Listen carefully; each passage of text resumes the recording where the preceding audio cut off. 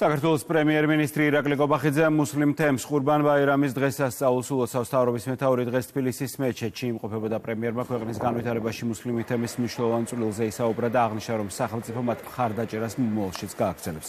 ჩვენი ქვეყანა ამაყობს როგორც ეროვნული, ისე რელიგიური მრავალფეროვნებით. ჩვენთვის საამაყოა ის მეგობრობა, ის ურთიერთობები, რომლებიც ჩამოყალიბებულია ჩვენ შორის. ამას ძალიან ვუფრთხილდებით და მომავალშიც გაუფრთხილდებით, განაცხადა ირაკლი კობახიძემ.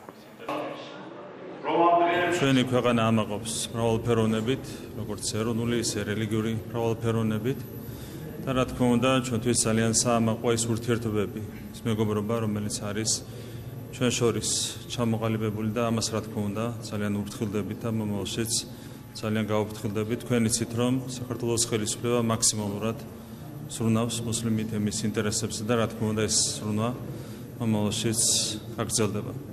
თქვენ ძალიან დიდი წვლილი შეგაქვთ ჩვენი ქვეყნის განვითარებაში, ჩვენი ქვეყნის წინსვლაში და ამისათვის მინდა ძალიან დიდი მადლობა გადაგიხადოთ თითოეულ თქვენგანს. საქართველოს სახელმწიფოს და საქართველოს ხელისუფლების დამოკიდებულება მუსლიმებისათვის განსაკუთრებულია, იქიდან გამომდინარე, რომ თქვენ განსაკუთრებული წვლილი მიგიწვით ჩვენი ქვეყნის აღშენებლობაში და ბუნებრივად ამას საქართველოს სახელმწიფო ერთის მხრივ აფასებს და მეორეს მხრივ მუსლიმი თემით ჩართულია ყველა იმ პროცესში, რასაც ერთიანი ქართული სახელმწიფოს შენებლობა ქვია.